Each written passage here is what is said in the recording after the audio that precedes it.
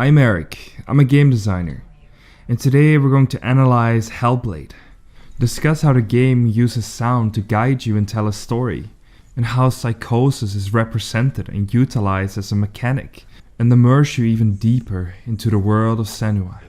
Hellblade: Senua's Sacrifice is a 3D action-adventure game, in which the main character Senua is riddled by voices, who speak to her and talk about her. This is what makes Hellblade such a unique experience. The binaural sound, which allows you to more precisely locate where sound in the environment is coming from, but more importantly, it allows the game to get under your skin, conceive a more personal experience. All these voices don't just speak out to you, they speak out to Senua.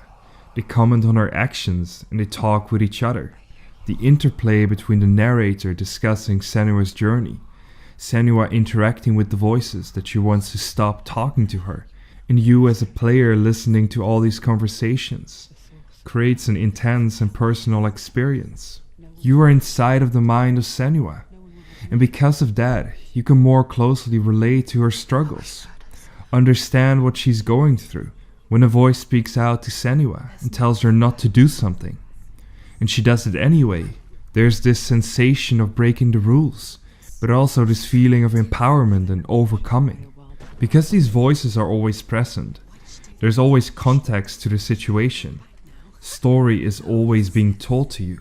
As a result, it doesn't feel like the game is heavily segmented into pieces, having a particular story moment in chapter 7, or this cutscene in chapter 12. Instead, there's more of a natural flow to it, a notion of an adventure, which is purely driven by Senua's desires. The gameplay and story are intertwined. There's no disjunction between them, as they both occur simultaneously. Hellblade doesn't just aim to represent Psychosis in an accurate manner.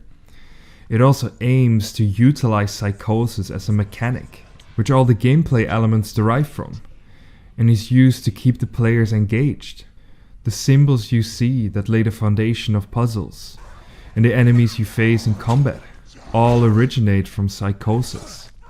The idea of seeing something which isn't there. By using Psychosis as a foundation, all the gameplay elements build on top of this. Their placement in the world fits, and allows us to immerse ourselves even further. What Hellblade does so well is transform the symptoms of Psychosis into design decisions. Gameplay elements which regulate the pacing.